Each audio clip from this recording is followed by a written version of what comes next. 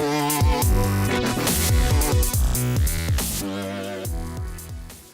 this tutorial, we're gonna look at the generator objects. I mean, one of the generator objects, and its name is the sweep. So what that does is that it takes up two splines, which out of which one of the spline is the path, whereas the other spline is a cross section.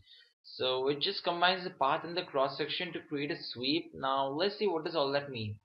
So if I go up to my spline and grab maybe a B spline, or maybe let be a free hand and get to my top view and just randomly make up a path for my sweep.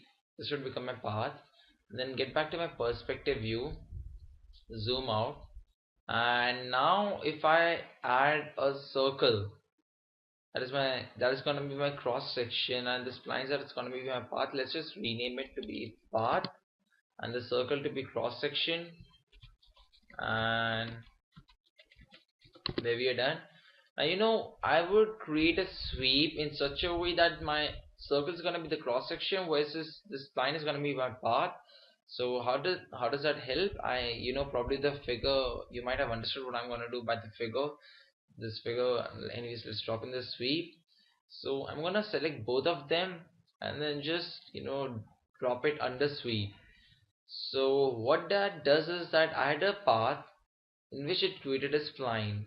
The only problem is that this spline is so huge that it's making no sense. So what I'm gonna do is go to my cross section and decrease the radius. So you see, if I increase the radius, I get a pretty decent, rope or whatever you wanna say. So now you could play around with the sweep, since you've got many options in the object bar, like the isopalm division and other things. And then let's just see. So what does all that mean? So the isopalm division is nothing but the smoothness, I mean the number of divisions it's having. In the N scale, you might have figured out the thickness, that is a ratio. Then the end rotation, you might not be able to see much of difference, but if you actually go to your rotation and go to this close by, you'll be able to see some difference in the rotation. Sorry, in the rotation. Then you've got the start growth and the end growth,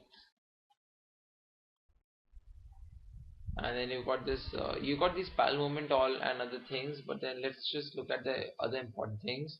So if you go down, you've got something called as the details. You've got some graphs around which you can play about. So I've got the scale. Suppose I want my this rope to be pretty thin on this side but fat on this side. What I could do, I could just drag my spline down. No, wait, actually the problem is that it starts from there. So if I drag down it starting, it would become thin on this side instead of that side.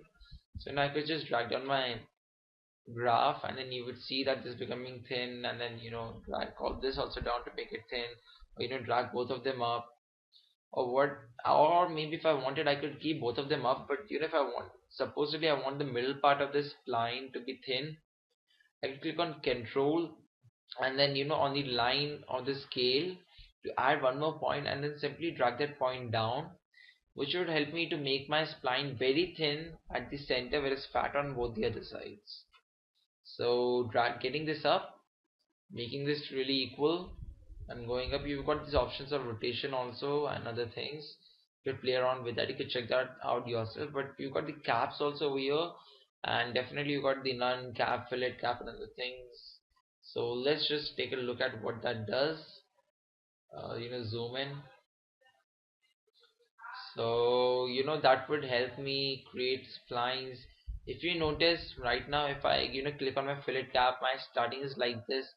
My in none, I would just get a hole inwards, nothing else. It's a plain hole. If you would be noticing it, totally plain. And then I could click on fillet, or maybe fillet cap. So if I've been clicking on fillet cap, I could change the number of steps, and the radius of my cap. Then the end should be what, like maybe cap or maybe fillet cap, whatever, it's up to you totally. Then the steps and radius and other things.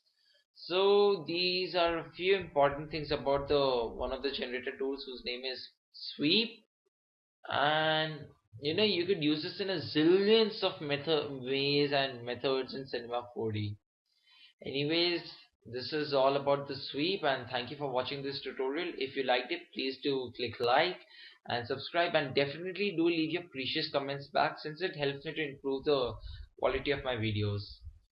Till then, peace, bye.